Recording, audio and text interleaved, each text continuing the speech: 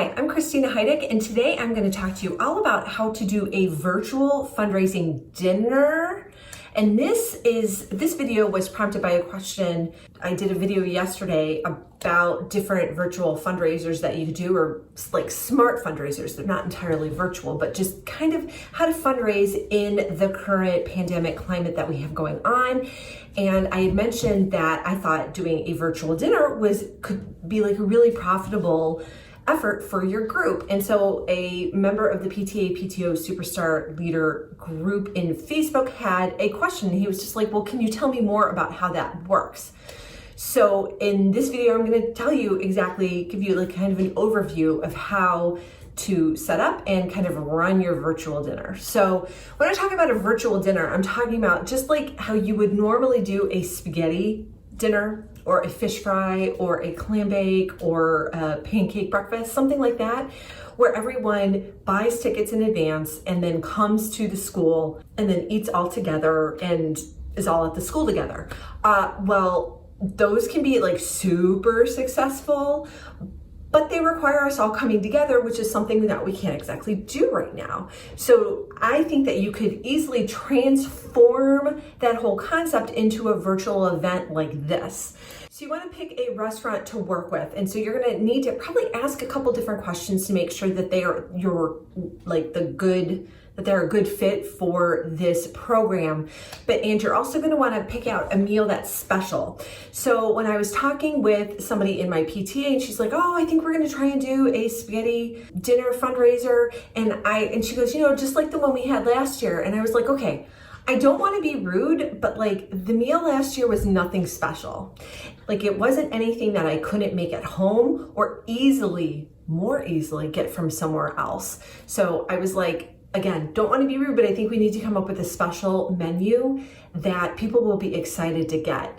And so that's my first advice with planning your menu, that you have to be like smart about planning your menu. You don't want to have boring, can get anywhere or do it yourself at home sort of meals. Like it needs to be something special. It can't just be like a spaghetti, 2 meatballs, a dinner roll, and a salad.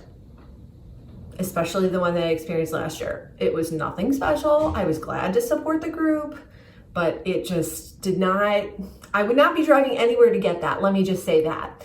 So if you're gonna do one of these dinners, make sure that the food is something special and gives people a reason to leave the house and to pick your event and not somebody else's.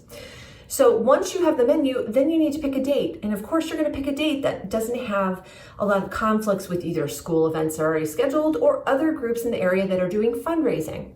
The next consideration you're going to make is you need to have enough time to promote the event, because you're going to be doing pre-sales of the meals. And the families, once they purchase the tickets and the night of the event, they're all going to be going to the restaurant to pick up their meals. They're not going to be coming to the school. So it really eliminates a lot of the cleanup and setup work that you're going to have to do for that, or that you would normally have to do for the event. But it also is helping the restaurant because you are driving traffic to them. And how the fundraising aspect of this works is that you're going to be making money from the sale of each and every ticket, the meal tickets for the event.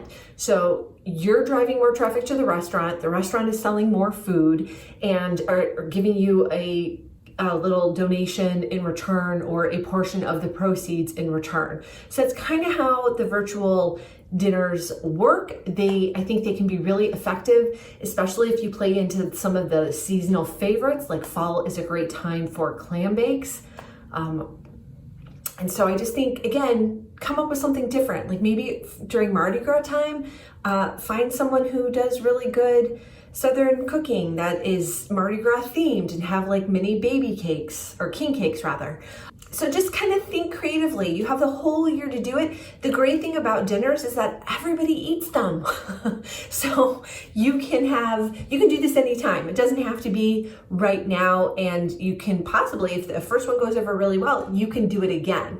I would definitely do a different menu, however, just to keep the interest peaked.